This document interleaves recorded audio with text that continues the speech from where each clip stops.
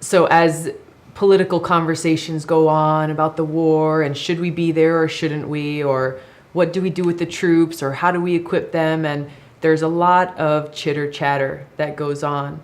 But what it comes down to, and what gets lost oftentimes, is the literal sacrifice and the cost on lives, the cost on families, and the stresses that are placed upon both the soldiers and their family members every single day.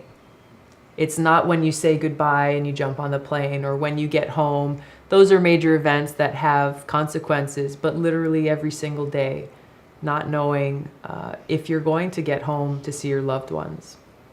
And for me, I went through this process before I left, and I kind of made peace with that, and I knew, that anything could happen, and I needed to be prepared for that. But what I didn't realize at the time was the stresses of my being gone. I didn't realize that the stresses of my being gone and in Iraq were having on my family here at home.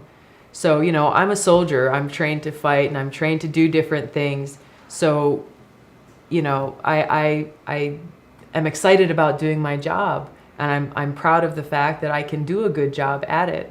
So when I, would call home from Iraq, and I would say, hey, guess what, Mom?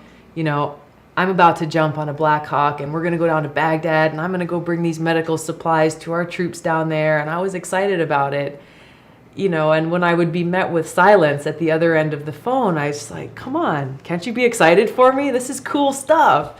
And so I didn't get it at that time. But when we came home after being gone for 18 months,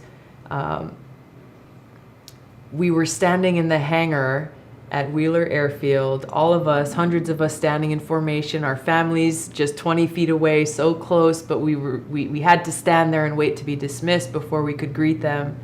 And when the general announced that we were dismissed, I ran to my parents and hugged my dad first, and just will never forget how tightly he held me and how much he was crying. And it was at that moment, that I really realized how much pressure was placed on them, how stressed out they were every day that I was gone. And, someone like my father, as we all believe our fathers are invincible and they're supermen and never cry, but that really shook me. It shook me, and it explained to me the cost on families more than any words ever could.